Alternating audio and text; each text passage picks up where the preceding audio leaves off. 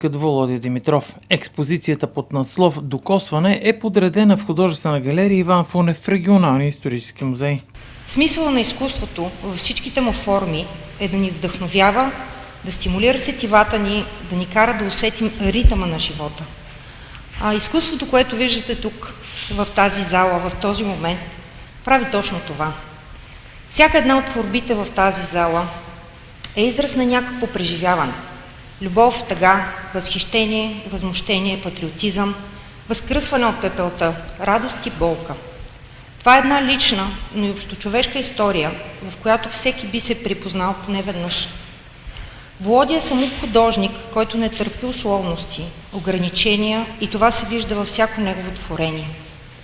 Човек на крайностите, той има смелостта да изразява дръзко себе си и вълненията си, използвайки различни жанрове – живопис, акварел, графика, скулптура, мозайка, но и не спира до тук. Оставайки верен на себе си, излива своите емоции в стихове, а тези стихове отново превръща в картини. Неговата откровеност може да се види съвсем лесно в произведенията му. Възхищението от женската красота, негодованието от социалната и политическата обстановка, любовта към българското, наслаждението от природата и всички онези уж малки и обикновени неща, които повечето от нас намират за тривиални, а той в тях вижда малко чудо и го пресъздава в творбите си.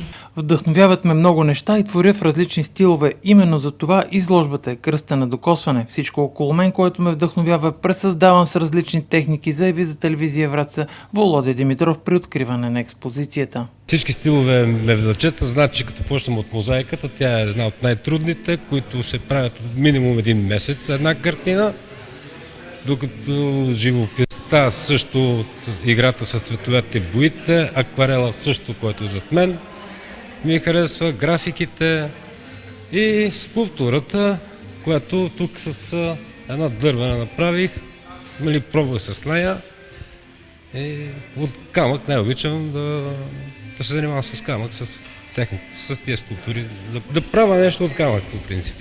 Усещането на самия материал е по-друго. С ръце като работи човек. Разбира се, защото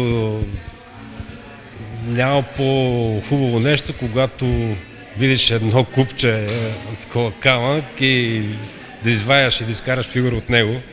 И въпреки всичко,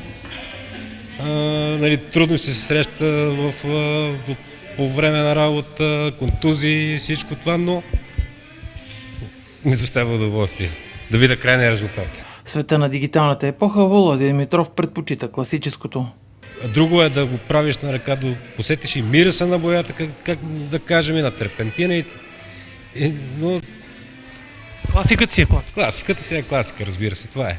Творбите от докосване могат да бъдат разгледани в малката изложбена зала на Регионалния исторически музей.